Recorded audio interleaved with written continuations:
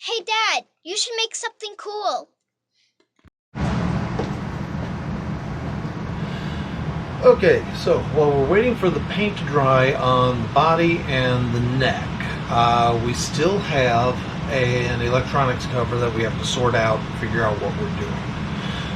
Now, this is a pretty standard piece, but it is not quite cut to perfection on our body. I'm going to show you what we got here real quick.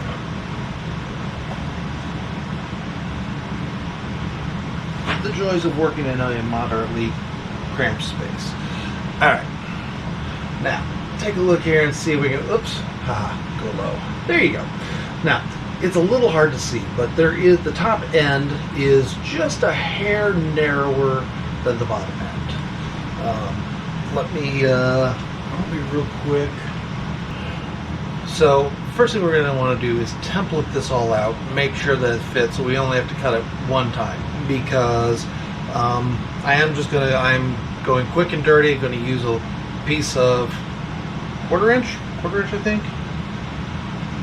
Yeah, quarter-inch MDF, which is fine. It's basically an MDF body, so we're keeping consistent with the materials of the build. But we are going to need, once we have this cut to size, we are going to need to thin it down. We've got only a couple of millimeters that we need to make it flush with the back, and this is definitely too tall. And then something I want to try, just to be a little different, is rather than having screws holding this in place, I want to try magnets, just to see if we can get it to work. If not, we turn around and we can just redo the whole thing with screws. We'll add screws to it, as it were. But we'll go ahead and get this done. So let's go ahead and get started. Alright, now this is actually going to be pretty simple to do. Right off the bat, we're going to give ourselves a center line. This is more or less going to be our reference for the entire thing. One measurement I did not get. I need to figure out how long this needs to be. Of course, wet paint. Let's try roughly, well, let's say roughly 133 mil. So we're going to come down here and we're going to go there. Go to roughly 133. Let's cut it a little big. We'll go 135. That way, we can tell where we are with the world of things. And we said 38. So half of 38 is going to be 19 either side of this line, roughly. So we're going to line up like this. That tells me we're pretty much square. So I can put down 19 here. And we can go in the other direction. Whoops, magnets. And we're going to go, let's see, there's our line there. We're going to line up here. We're going to go 19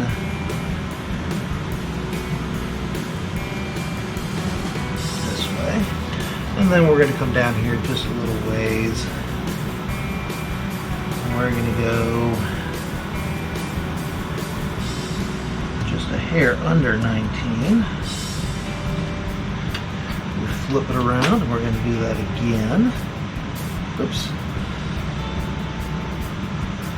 Just a hair under 19. And then we're going to do this. We do two more lines.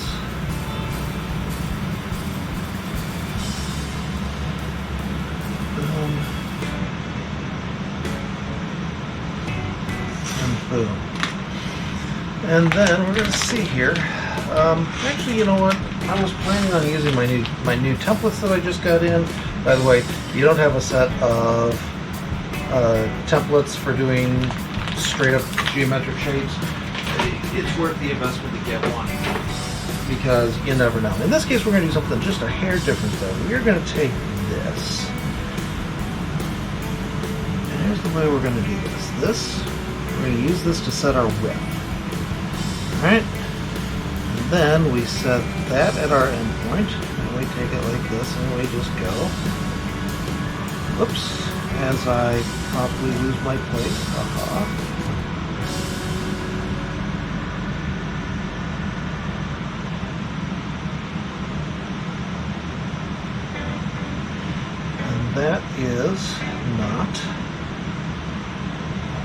all the way out there. We'll get to them in a minute. We'll reset that. We'll reset this.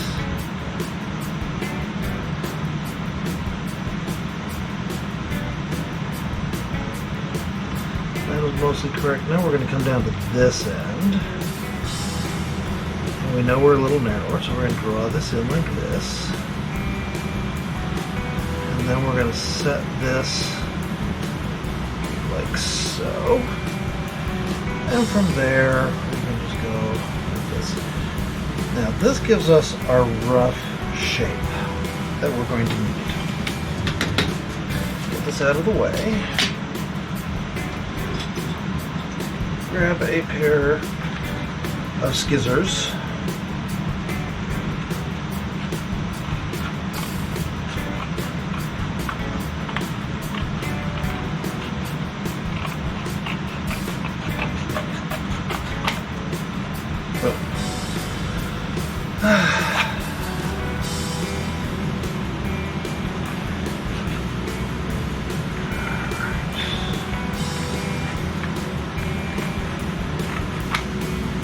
Boom. And now we can take this. The other nice thing about doing this as a template is that we can turn around and use this on future builds.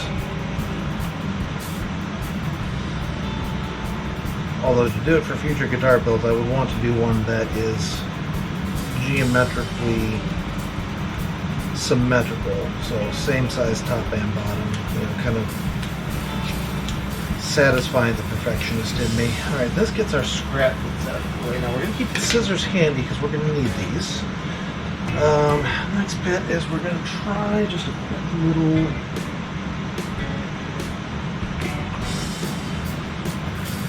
we are just a hair on the long side. Now we expected this. We expected to be on the long side because we didn't have it exact. You know what? Let's just go ahead.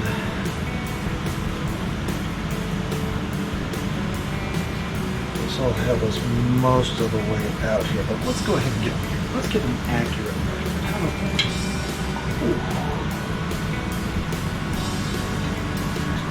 Trying to hold on to. I need 3 hands to do this. Okay, here we go.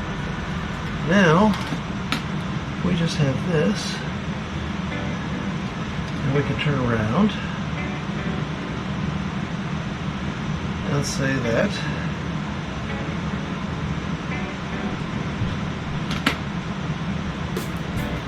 this is our new mark. At that.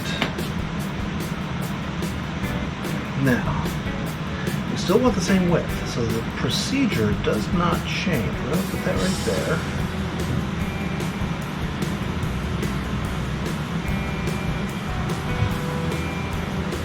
I'm going to put that right there.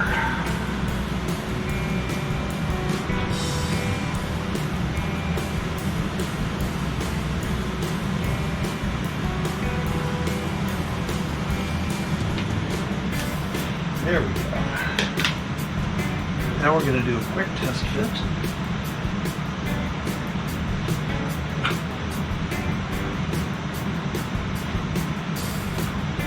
Let's have it upside down.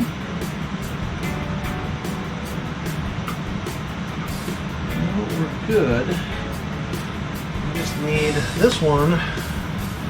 We know that this one is not quite right. So I'm going to take off just a little bit. This is the other reason we do this in templates. If I botch the template, I grab another sheet of cardboard and we start over, and life is good. Rather than doing it in wood, where if I botched it, it would have to be, really, really problematic to start over. All right. Now let's take a quick look at what we got here. Okay. that is looking pretty good. The hole does not have straight lines, obviously, but I think we can live with that. Whoops, as I drop everything. All right, let's see here. Boom. All right, so we're gonna see, this is the top, like that. Now my goal, I'm thinking, is we're going to put a magnet down in here. Put a magnet down here in the base of this. And then we're going to put, and then like a little magnet or maybe a flathead screw or something there to act as a plate to catch it. Then up at this end where we've got all this torn up wood, I think we're just going to carve that out to be like a little place to get like a finger in there. And we just cut a matching cavity about like that, I think. In fact, I'm going to go ahead and trim that now. I think that's is going to work out exactly as we want it. Something about like this. So the magnet here, it will mount in like that and be held in place by the magnet. And then when somebody needs to take it out for any reason, you've got the little, there'll be the little dig in here that you can just pop that right out. I think that's going to work out beautifully, actually. So I think we have a plan. There you go. And just like that, a template is born.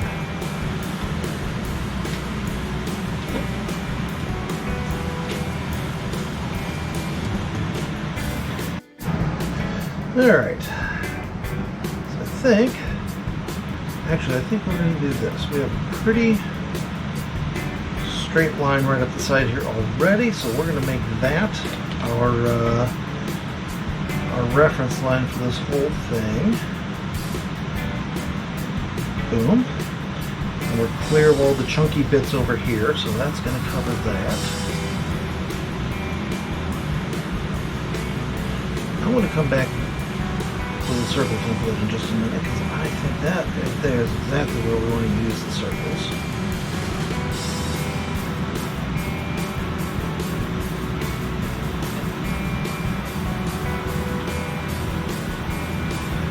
And there goes that. And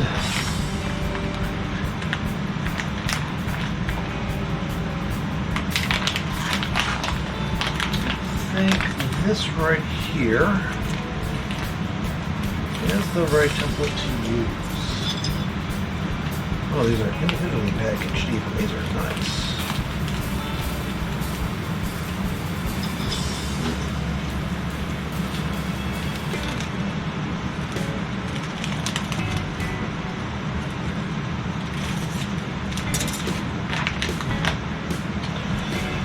Alright, so let's get a hole roughly the size that we need. That's actually looking pretty good. Let's go a hair bigger. How about this? No, that's a little too much. I think that. Ooh, there we go. There's a good one. Look at that.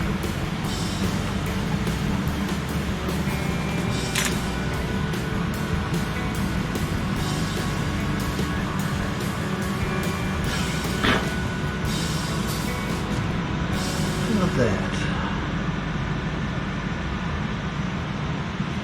So let's do that. We're going to do that, and just for the sake of argument,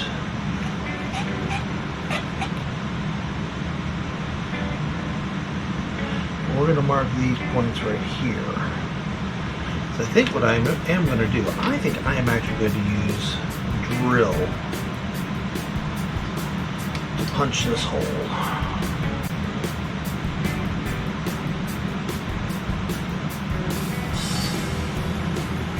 Why does that not quite look like the central hole?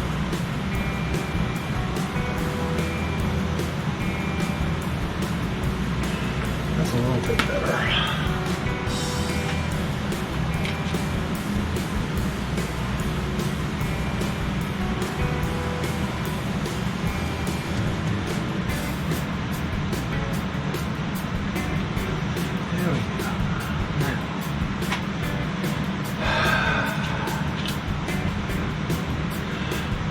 now it's time to see about cutting this out and making it happen.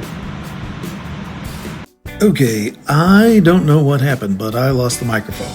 So, voiceover for the rest of the video, it is. First and foremost, always remember to wear eye protection. And the safety squint doesn't count. I'm using a step bit on the pillar drill, mainly because I don't want to risk destroying the MDF with a paddle bit.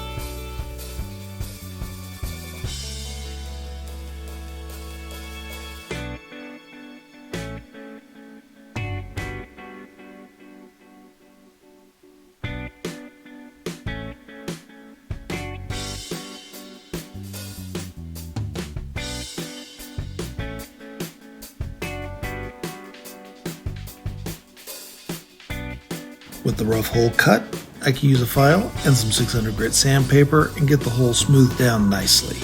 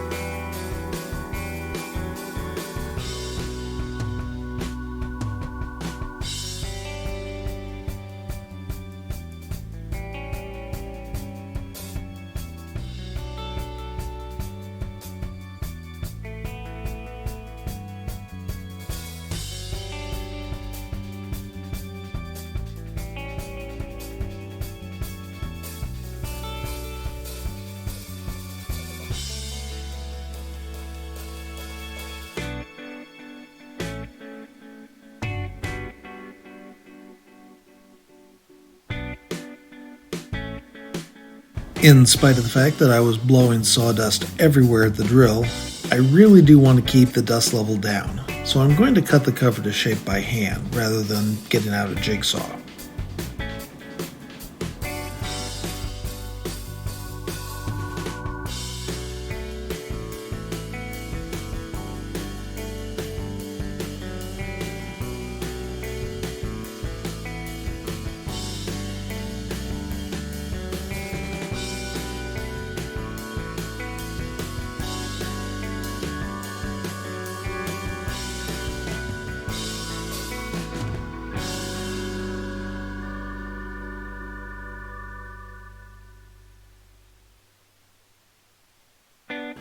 Now, the tooth count on this blade is high enough that it wants to skip over the MDF when I get going too fast, so I have to watch my speed. Remember, slow and steady wins the day.